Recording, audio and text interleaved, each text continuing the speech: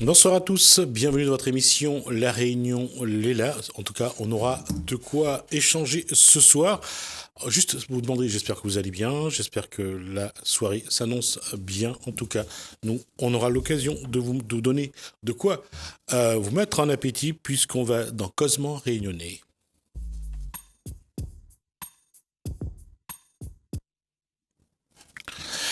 Kassim Mbaye, bonsoir. Bonsoir. Donc président de l'association Nour en Nanour. C'est bien cela. Soleil sur soleil. Lumière sur lumière. Ah pardon, lumière sur lumière. Déjà dans le soleil, moi. Ou à chacun de nous une lumière. C'est vrai. Et puis avec Kassim Mbaye, donc Amadi Toualia, donc secrétaire de l'association. Bonsoir. Bonsoir. Alors, cette association, est-ce qu'on peut dire deux mots déjà dessus? Alors l'association Léonora Lanour, c'est une association qui a été créée en 2016, mais il y avait aussi une association de fêtes qui est depuis une quarantaine d'années, où des anciens réunionnais d'origine comorienne avaient loué une petite case où ils faisaient leurs prières. Et puis quelques années plus tard, donc avec la construction au bas de la rivière, on leur a donné une petite maisonnette où ils ont continué à prier au premier étage. Et il y a 5 ans de ça, des travaux ont eu lieu. Et donc l'espace est un peu plus grand où maintenant les gens peuvent faire leurs 5 prières et aussi la prière du vendredi depuis 1 an et demi. Juste une question, parce qu'il y a une petite polémique autour de ça, vous le connaissez. Alors, c'est un lieu de culte ou un lieu de culture, finalement? Parce que c'est ça qui est la question. Certains disent que on a déguisé un lieu de culture en un lieu pour faire un lieu de culte, finalement. Ou est-ce que c'est l'inverse? Quelle est votre position? Je vais laisser... Non, mais nous, c'est clair par rapport à l'association, c'est un lieu de culte. D'accord. Ouais, c'est un lieu de culte. Alors, moi, je voudrais quand même répondre à Gismi. Nour Alanour, c'est pas où il y a le centre culturel, hein. Mm-hmm. C'est en face. C'est-à-dire que c'est une mosquée qui est là depuis 20 ans, hein, alors que le centre culturel, il est là depuis 2014, qui a été construit. Donc, c'est tout à fait différent. Nous, on gère une association cultuelle, comme je vous disais. Ça fait 20 ans que nos anciens ont loué cette petite maisonnette. Ils ont pris au premier étage. Et puis, depuis 5 ans, on a fait des travaux au rez-de-chaussée. Et avant, ils étaient sur une petite case qui était à côté. Mais c'est pas le centre culturel, donc c'est complètement différent. Parce que voilà, il y a quelque chose qui a été construit à côté où il y a une polémique. En tout cas, ça vous concerne pas. La question, c'est quelles sont les actions que vous menez actuellement au sein de l'association? Vos activités? Alors allez-y. Alors, comme je vous disais, nous sommes une association cultuelle. Donc, la première des activités, c'est permettre aux fidèles de pratiquer leur religion dans de bonnes conditions, c'est-à-dire faire leurs 5 prières dans de bonnes conditions. Donc, on loue une petite maisonnette. Il faut l'entretenir, il y a un fonctionnement, une association. Même hors du ramadan, les 5 prières, c'est... Bien sûr, toujours. Et puis après, il y a aussi les 2 fêtes religieuses, hein, l'Aïd el-Kébir et puis l'Aïd el-Fitr aussi. L'Aïd el-Fitr est juste après le ramadan, voilà. Donc la fin du ramadan. Voilà, c'est ça. Et el-Kébir, donc le sacrifice d'Abraham. Voilà. Et puis après, deuxième activité, nous, quand on avait pris en charge l'association, il y avait une école coranique, une madrasa, qui fonctionnait. Alors, madrasa, pas madrasa. On va dire madrasa. Non, parce que moi j'ai appris madrasa. Voilà, qui fonctionnait, mais c'est vrai que l'état des lieux n'était pas conforme, donc on est en plein travaux, et d'ici quelques semaines, on va rouvrir cette madrasa qui va permettre aux plus jeunes de venir, après les cours, apprendre les bases de la religion. On a l'impression que le regard des Réunionnais d'origine comorienne sur l'islam est différent des autres communautés réunionnaises d'origine musulmane à La Réunion. C'est une application un peu plus rigoureuse? Pas forcément. D'accord. Je vais éviter la polémique avec nos autres frères musulmans de La Réunion. Non, mais avec juste un petit mot, avec nos frères musulmans de La Réunion. Vous savez, les Réunionnais d'origine comorienne qui sont là depuis des siècles, on va dire depuis 1800. Depuis le début, ils sont là. Et je pense qu'ils ont toujours... l'entente a toujours été cordiale, on va dire. Ils prient dans les mêmes mosquées. Souvent, ils travaillent aussi ensemble. Donc je pense que ça se passe relativement bien, je trouve. À la fois entre nos frères musulmans et les Comoriens d'origine chaféite, on va dire. Je pense que ça se passe très bien. Oui, notre deuxième objectif aujourd'hui, c'est aussi d'acquérir ce terrain là où nous prions déjà aujourd'hui. on vient de signer avec la CIDR, qui est propriétaire du lieu, un compromis de vente qui, normalement, d'ici la fin de l'année, nous devons acquérir ce terrain, Inch'Allah. Donc, nous sommes en train de chercher justement des financements pour pouvoir justement acheter ce terrain. D'accord. Donc là, vous pouvez vous lancer un appel si vous voulez. Continue. Voilà. Là, on fait appel à tous les Réunionnais, à tous les musulmans de la Réunion et à tous les Comoriens de venir justement nous porter une aide. Leur aide sera le bienvenue pour pouvoir justement acquérir ce lieu, que ce soit un lieu pour nous, pour tous les musulmans, pour tous les Réunionnais. Est-ce que cette aide peut venir des Comores ou pas ? Est-ce que vous adressez à vos frères comoriens des Comores ? Mais je pense que l'appel concerne un petit peu tout le monde entier. D'accord. Je veux dire que nous sommes tous frères en humanité avant d'être frères musulmans. Nous sommes en humanité. Donc aujourd'hui, on fait un appel à tout le monde. À tous ceux qui veulent bien. Je veux dire, bien entendu, il y a 800 000 Réunionnais. Donc, si chaque Réunionnais pouvait nous donner un petit coup de main là-dessus, puisque je crois que ce que dit mon frère Ali Haramadi, là, c'est très important, c'est que quand vous regardez l'histoire des Réunionnais d'origine comorienne ici, ils n'ont pas un lieu à eux. On va dire, ils ne sont pas propriétaires. Depuis des siècles qui sont là. Et c'est vrai qu'aujourd'hui, c'est une opportunité exceptionnelle qui s'offre à nous. Avoir 3000 m² à Saint-Denis, où on va pouvoir, au-delà de la mosquée, parce que vous savez très bien que les Réunionnais d'origine comorienne, leur vie est autour de la religion. Donc c'est vrai qu'une mosquée, certes, mais autour de ça, un espace culturel, un espace de vie. Je vous donne un exemple. Nos parents, quand ils ont besoin de faire leur mariage, les fêtes, donc c'est toujours demandé à la mairie, est-ce qu'on peut avoir une salle, est-ce qu'on peut avoir un gymnase, est-ce que c'est un gymnase est adapté à ça ? Je pense qu'avec cet espace-là, on pourra construire une salle de fête, une salle polyvalente, ou bien pour les associations. Il y a beaucoup d'associations qui n'ont pas de lieu. Peut-être que ce serait aussi le lieu ce sera un moment d'avoir un lieu aussi. Je vous donne aussi un autre exemple. Les Réunionnais d'origine comorienne aujourd'hui, il y a un consul à La Réunion. Ce serait peut-être aussi un lieu où on pourrait héberger le consul au lieu d'être hébergé par un tiers, par exemple. Donc moi, je pense que c'est vraiment très important dans l'objectif de l'association, c'est vraiment d'acquérir ce terrain qui va permettre aux générations futures d'avoir un lieu où, je vais donner un autre exemple aussi, regardez les Réunionnais métissés avec les Comoriens, peut-être qu'ils ont besoin de leur histoire, une part de leur histoire, mais ça serait ce lieu-là qui va leur permettre de connaître peut-être un peu, quelque part, la culture de leur pays d'origine, par exemple. Donc ça, vraiment, l'objet global, c'est un lieu de vie. Au-delà de la mosquée, mais c'est vraiment un lieu de vie. Avec 3000 m², on peut faire des choses. Kassim, aujourd'hui, il y a une envie des Réunionnais d'origine comorienne de montrer un petit peu, de mieux montrer leur présence, d'être mieux vivre avec cette société réunionnaise.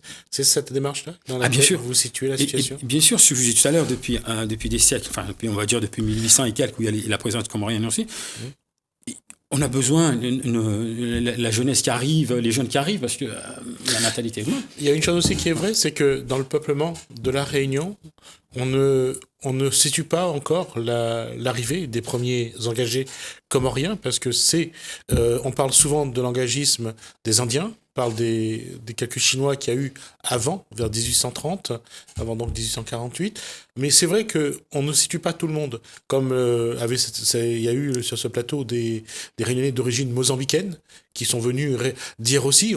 Les Mozambicains ont participé au peuplement réunionnais. Et c'est vrai que, quelque part, il est peut-être temps de dire que les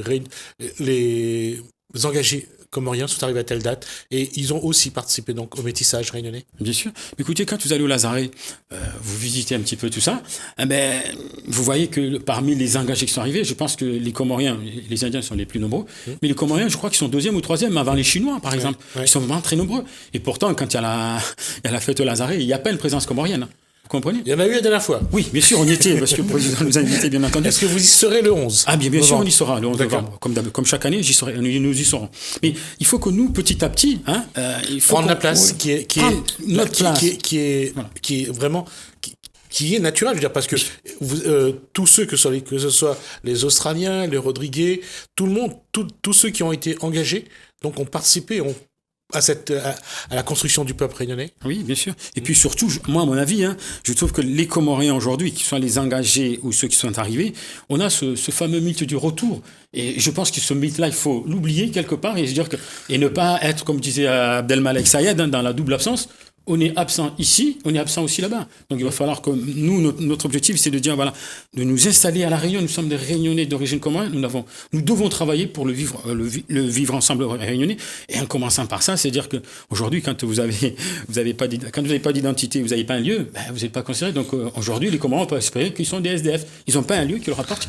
On dit qu'un arbre qui n'a pas de racines n'a pas d'existence, et c'est vrai que c'est quelque chose. Et il est temps aussi que le peuple réunionnais rend à chaque communauté qui la constitue sa part. Mais c'est vrai aussi pour les Yab, aussi vrai que pour les Yab réunionnais. Ils n'ont pas de fête, il n'y a pas une date précise sur le calendrier pour rendre hommage aux Yab des Hauts. Donc je pense qu'il est temps aussi à La Réunion de regarder qui elle est vraiment et à qui elle doit son visage d'aujourd'hui.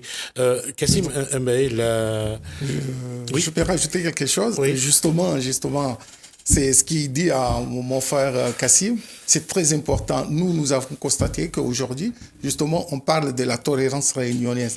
Mais en réalité, il y a deux sortes de tolérance. Il y a une tolérance où tu souffres pour l'autre, c'est-à-dire tu acceptes malgré toi. Bon, le Comorien, il fait son tapage, mais je l'accepte, je le suis pas. Mais il y a aussi une tolérance qu'on accepte le pluriel. C'est-à-dire, il faut que chacun va vers l'autre pour connaître l'autre, pour savoir qui il est. Oui, mais justement. Là-dessus, et c'est là Amadi, la question là-dessus, c'est que certains réunionnais des autres communautés hésitent aussi. Pourquoi ? Parce qu'on a peur d'aller vers l'autre, non pas parce qu'on a peur de lui, parce qu'on a peur de gêner, on a peur de déranger. Parce que si on n'ouvre pas la porte, l'image est la suivante, et je fais l'explication. Pourquoi les gens vont chez les Malbars ? Parce qu'ils sont dans la rue. Quand ils sortent en procession, ils partagent, ils invitent les gens à manger. Mais si des autres communautés n'invitent pas, comment on va aller chez eux ? Justement, c'est exactement ce que nous voulons faire. Ça veut dire que si on a un lieu, on peut inviter aussi les autres. C'est ça ce qu'on veut comprendre, que les Comoriens aussi, ils sont capables d'inviter les autres et s'ouvrir vers les autres qui viennent chez eux, qui reconnaissent qui ils sont. Et voilà, et nous aussi, on va vers les autres pour connaître les autres. Par exemple, il y a eu la fête de la Lune il n'y a pas longtemps, vers le 12, je crois, le 28, c'était le 28. La fête de la Lune. Non, je parle pour la communauté réunionnaise d'origine chinoise. Ils ont fêté le 12, donc la fête de la Lune. Il y a eu le dragon, même si c'était dans un temple, dans Clochan, rue Sainte-Anne, les gens sont venus voir. Et toutes les communautés étaient présentes. À chaque fois qu'il y a une fête, aujourd'hui, les musulmans, la communauté musulmane, les réunionnais d'origine musulmane, quand il y a l'Eid al-Fitr ou la Eid al-Kébir, il y a une petite fête. Ils partagent. On les voit. C'est-à-dire qu'il y a une volonté d'aller vers l'autre. Et c'est là aussi, il faudra que les autres communautés fassent aussi la démarche pour que ce puisse faire l'échange, le partage. Moi, je suis tout à fait d'accord avec toi, Jismi, là-dessus. Et c'est vrai qu'on en parle. Moi, par exemple, en parlant des Malbars, vous savez, quand ils ouvrent dans les temples, on va manger là.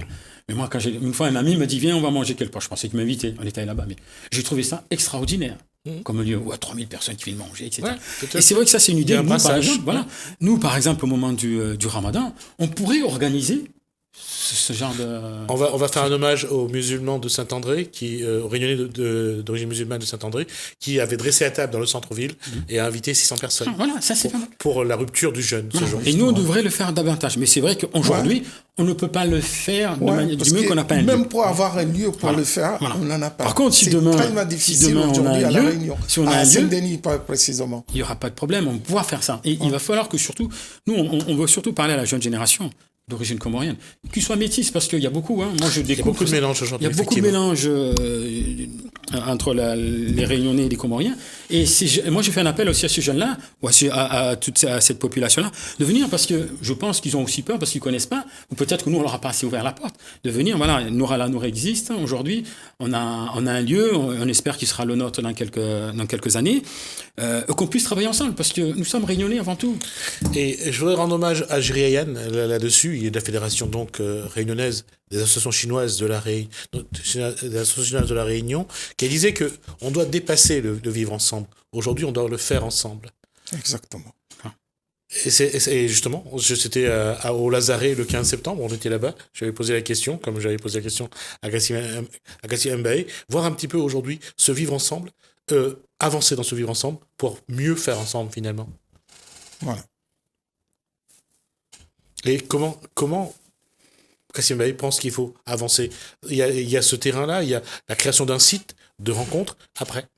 Moi, je le disais lors d'une réunion entre les communautés, je disais que en fait, on ne se connaît pas, chacun reste un petit peu chez soi, mais il faudrait, chaque fois que, par exemple, les Malbars organisent quelque chose, il va falloir que nous, on y aille, que toutes les communautés viennent et vice-versa. Et c'est comme ça qu'on va se connaître et partager. Oui, je sais que, par exemple, les Malbars, ils font beaucoup de choses, le Dibabali, etc. Mais il faut y aller. Il faut y aller découvrir ça. Il faut pas non, il faut y aller. Et vice-versa, nous, quand on a il faut aussi inviter les autres. Et quelle que soit la communauté, il faut les inviter. On a vu le 15 septembre, lors de cette cérémonie d'hommage aux défunts, aux ancêtres, aux engagés. On a vu donc, il y avait de la communauté qui était, comorienne de la Réunion qui était représentée, la fédération chinoise était représentée, il y avait du monde. Finalement, on se rend compte que, il n'y a pas si de différence que ça. Chacun a des pratiques, mais unis dans la différence. Justement, nous, on est dans cette perspective que la foi, elle est unique. Il n'y a pas 2 fois, 3 fois. Donc, la foi est unique. C'est quelque chose qui est personnel et que tu y crois. Donc, si l'autre y croit, sa façon de croire, mais tout le monde y croit. Donc, il n'y a pas 2 fois en réalité. Pour moi, que ce soit Malbar ou chinois ou musulman, moi, j'avais proposé, par exemple, de dire, par exemple, au moment des indépendances, je disais, mais à Maurice, à Madagascar, il y a les Comores, par exemple. Et chaque pays fait sa semaine. Est-ce qu'on ne pourrait pas faire une semaine des indépendances, de dire, voilà, les Mauriciens, les Comores. Et ça, ce sera le moment, parce que sera le moment. Alors que si chacun fait son côté, il va y avoir majoritairement que les Malgaches, alors qu'on peut se dire, voilà, sur la semaine, mais il y a les Comoriens et les Malgaches. On fait une semaine commune, puisqu'on est, on est réunionnais. D'accord, on peut faire une semaine commune. Et puis après, pour d'autres manifestations, on peut essayer de les mettre ensemble pour que. Et puis, il faudrait aussi les montrer un petit peu à la télé, je pense. Il faudrait monter un peu plus en pratique, comme ça a été le cas au Lazaret, de montrer combien le vivre ensemble existe, pas seulement dans les paroles, mais également dans les actions. Et par ailleurs, peut-être changer les images, parce que dans la tête des gens, le Comorien, il est comme ça, le Malgache, il est comme ça, le Mauricien est comme ça, le Réunionnais... Les stéréotypes. Et on a des stéréotypes et on ne veut pas changer. Et c'est pas simple non plus à faire. Alors, quelles sont les actions à mettre en place à chaque fois? C'est la question que j'avais posée d'ailleurs à Kassim Mbaye dans l'interview. Qu'est-ce qu'il faudrait faire? Moi, je pense que c'est l'éducation. L'éducation. On a la chance déjà, avec l'École de la République, où nos enfants, tous, quelles que soient leurs origines, ils sont. Et donc, c'est peut-être aussi, nous, les associations, c'est peut-être aller aussi déjà dans les écoles. Il y a pas mal de choses qu'on peut faire dans les écoles, quelle que soit la communauté. Donc on peut déjà commencer par ça. Et puis après, aujourd'hui, mettre en place des actions, de dire voilà, mais tel collège, le jeune musulman, il va inviter ses camarades, venez découvrir un petit peu. Ça c'est quelque chose qu'on peut travailler avec l'éducation nationale, avec des conventions. Mais il faut vraiment aller là, parce qu'il faut aller où il y a les jeunes.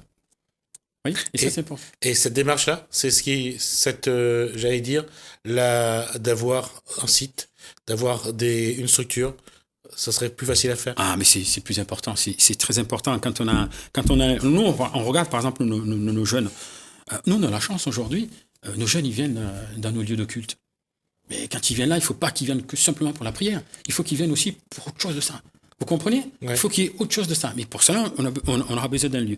Et puis aujourd'hui, il y a la jeunesse galopante de la communauté. Il ne faut pas se le cacher aujourd'hui. Et que c'est aussi notre responsabilité. L'éducation de ces jeunes-là. Puisque mon frère Kassim parlait de l'éducation, justement, nous, dans la communauté comorienne, on a aussi ce problème par rapport aux anciens. Ils devaient garder la tradition. C'est exactement ce que j'allais dire. On est aussi passé on est à la 3e génération de Comoriens, je dirais, depuis à partir des traditions. On est à la 3e. C'est ça qu'il fallait changer, parce que ils étaient les gardiens d'une façon d'être comorien, de vivre comorien. Exactement. Et aujourd'hui, il y a une autre génération qui arrive, et c'est là qu'il faut tenir compte de ça. Justement, et c'est là nous battrons justement sur ça. Parce qu'aujourd'hui, on voit que malgré, on sait bien, nos parents, ils ont beaucoup fait. Parce que si nous sommes ce que nous sommes aujourd'hui, c'est grâce à eux. Mais il faut qu'ils sachent aussi que le monde est en mouvement. C'est un mouvement perpétuel. Il ne s'arrête pas. Ça va vers l'avant. Et que si on veut rester dans la tradition, ça veut dire tout simplement qu'on est mort. Donc, il faudrait qu'on fait bouger ça. Et c'est tellement difficile, je l'accepte. Mais nous battons justement pour ça et dire que, par exemple, l'éducation... Il ne faut pas que j'enseigne mon enfant tel que moi j'ai reçu l'éducation. Parce qu'on est dans une nouvelle époque. Et ça, il faut le prendre en compte. On est aussi aujourd'hui dans l'Internet. Et bien, moi, je n'ai pas eu l'Internet quand j'étais jeune. Je parlais, j'étais éduqué d'une même façon. Donc, il faut qu'on intègre ça. Il ne faut pas qu'on reste toujours dans le passé. Il faut qu'on...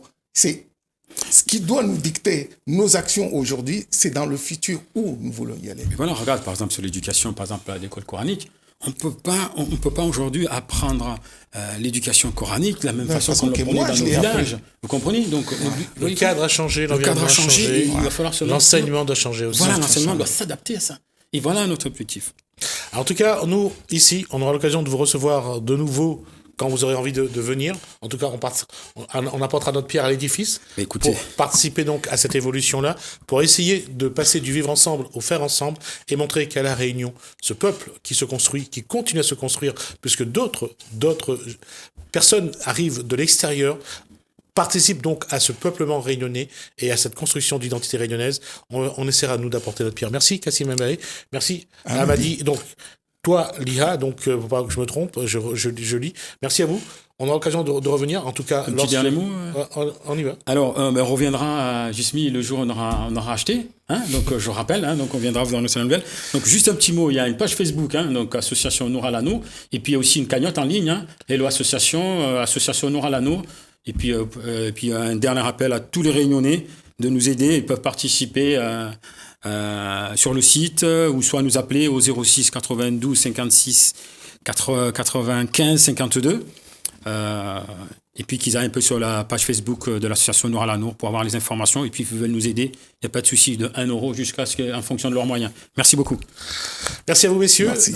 Nous on va parler d'éducation de nouveau puisqu'on va revenir sur un travail mené par les lycéens du lycée professionnel de Saint-Benoît, à partir de Rosemont.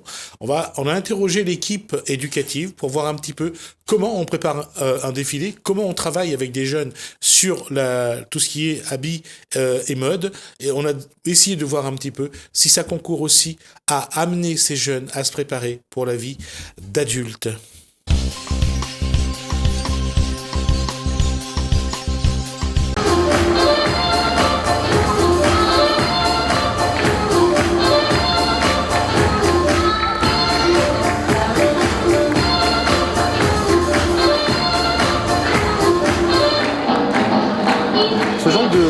De travail mené par des enseignants, quel est votre regard et qu'est-ce que vous encouragez? En fait, moi, ce qui m'intéresse, c'est le regard des parents. Alors là, vous avez des enseignants qui ne sont pas dans la couture, puisque finalement, ce sont des enseignants d'établissement qui ont donné du temps et de l'envie pour montrer le travail des élèves. Et puis derrière, on avait les parents, on avait les frères, les sœurs, et donc ce qu'on fait à Patuines-Rosemont, je me souviens, moi, il y a quelques années, la couture, on se demandait si on allait maintenir la couture, par exemple. Le résultat est là. Et je pense que vous aussi, que vous soyez en EPS ou finalement en assistant chef de travaux, ou je ne sais pas dans quelle discipline, en anglais, voilà.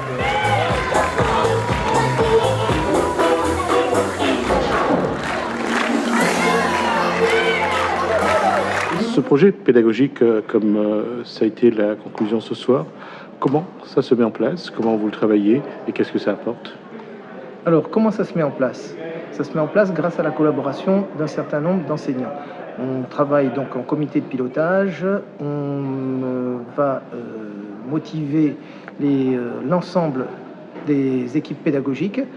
Bien entendu, il y a dans un premier temps une volonté d'un certain nombre d'accompagner donc, ce type de projet.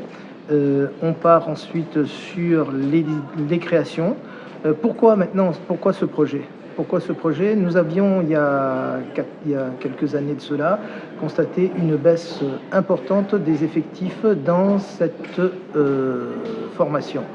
Et l'idée était de faire une promotion en montrant justement ce que cette formation apporte, ce que l'on est capable de faire et bien entendu de créer de l'enthousiasme chez les élèves. Et en 2017, nous avions eu une première édition de ce projet qui nous a amené à, dès l'année suivante, à voir nos effectifs augmenter. Donc nous avons trouvé que c'était là peut-être la bonne solution, d'où cette nouvelle édition 2019 Et puis, c'est aussi valoriser, c'est aussi travailler autrement, pédagogiquement sur le terrain et être très proche finalement de la réalité. Elle nous rejoint s'ils le peuvent. Pour la gestion de l'accueil, Madame Paganine Naïdi et Monsieur Bourseau également, Monsieur Valnaï, Monsieur Brun pour la gestion. Votre première émotion? Génial, fantastique, un vrai plaisir pour les élèves. Joie, soulagement. Ravi, soulagé.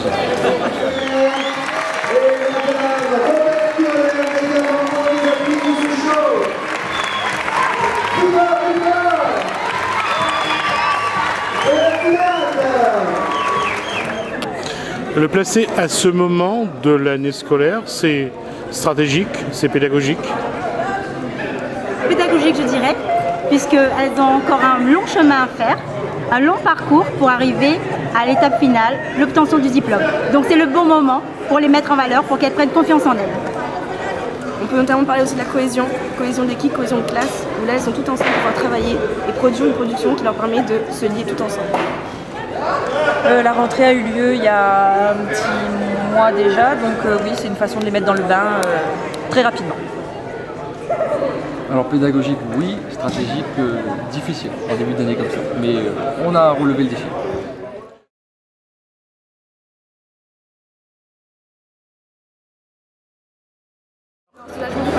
Comment vous avez travaillé pour amener ce spectacle ce soir? D'arrache-pied. C'est-à-dire? Une conscience professionnelle à la hauteur de notre métier d'enseignant. Une bonne communication entre nous, très important, et la bonne humeur. Un beau travail d'équipe, une belle collaboration. Et puis la sollicitation des collègues qui ne sont pas forcément de couture, qui ont pu intervenir avec nous et travailler avec les élèves pour des répétitions, et ça a été fait de longue haleine depuis le début de l'année. Un seul objectif, travail d'équipe et une belle réussite pour les élèves. Finalement, on est tous enseignants et la réussite des élèves, c'est ça. J'allais dire, aujourd'hui, c'était peut-être la pédagogie inversée parce que finalement, on a le résultat. Et puis pour arriver à ce résultat, maintenant, ils vont travailler puisqu'on fait ça juste après la rentrée. Mais vous l'avez très bien dit et donc bravo. Et puis je pense qu'on ne valorise jamais assez le travail des enseignants. Il n'y a pas que le travail dans la classe, il y a aussi le travail autour de la classe, il y a le travail avec les élèves, le travail avec les parents. Et donc c'est cette disponibilité qu'il faut souligner aujourd'hui. Qu'est-ce que ce genre d'exercice que vous faites apporte dans la pédagogie que vous mettez en place et surtout dans l'enseignement que vous apportez pour l'apprentissage de ce métier? C'est valorisant pour les élèves.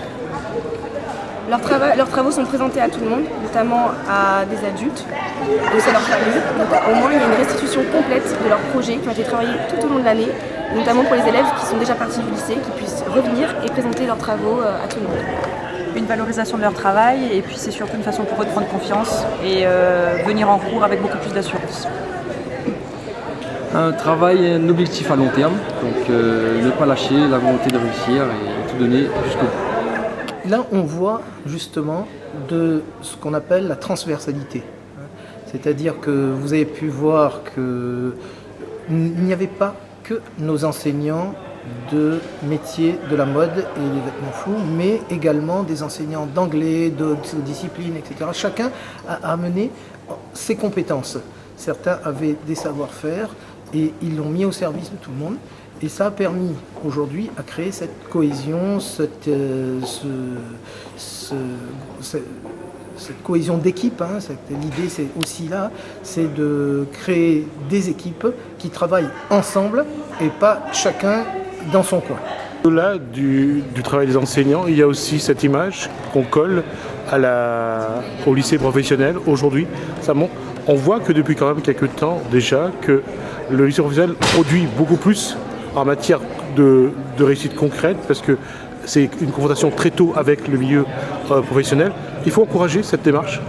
Oui, et en plus, je dirais même dans l'Académie de La Réunion, c'est très important. La voie professionnelle est beaucoup plus importante que dans d'autres académies. Mais l'image du milieu professionnel est en face de vous. Vous ne trouvez pas que c'est une belle image, justement? Elles sont jolies, c'est vrai, mais la question c'est... Il n'y a pas que l'aspect. Ouais, je parle de temps qu'elles ont donné, le travail. Elles sont fatiguées, là. Je présume qu'elles vont se reposer tout le week-end parce qu'elles n'en peuvent plus. Mais elles l'ont fait pour des élèves et pour, justement, valoriser l'image du travail en milieu professionnel. Vous savez, la réforme de la voie pro, ça passe aussi par là. Ça passe aussi à montrer des métiers qui insèrent. Et je pense que la démonstration d'aujourd'hui montre que finalement, on pourrait faire de la couture et trouver du travail. On peut faire de la sécurité et trouver du travail. Et donc, c'est dans le milieu professionnel qu'on va cultiver tout ça. C'est que ça aide aussi à l'apprentissage, ça aide à ce qu'on a besoin de dire aux enfants d'être motivés à cette émulation. On l'a senti avec les jeunes pendant la mise en place de ce projet ?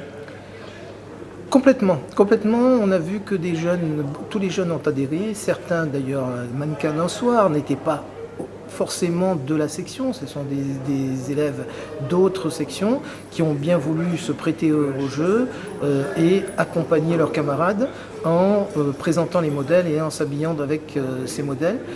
C'est aussi pour beaucoup d'entre eux de découvrir ce que font leurs camarades. Quand on est par exemple en mécanique auto, on ne connaît pas vraiment la section couture, la section vêtements flous.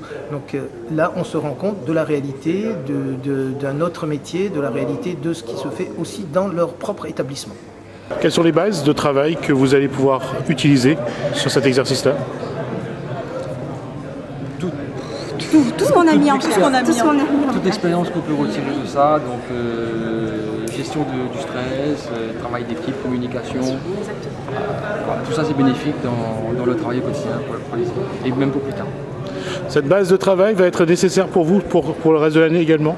Oui, tout à fait. Comment vous avez... On a créé des liens avec les élèves et ça, effectivement, pour les amener jusqu'au diplôme, que ce soit les premières années ou même les deuxième années, c'est très important et ça va nous permettre effectivement d'aborder nos cours de manière plus sereine. Voilà. C'est que ça aide aussi à l'apprentissage, ça aide à ce qu'on a besoin de dire aux enfants d'être motivés à cette émulation. On l'a senti avec les jeunes pendant la mise en place de ce projet ?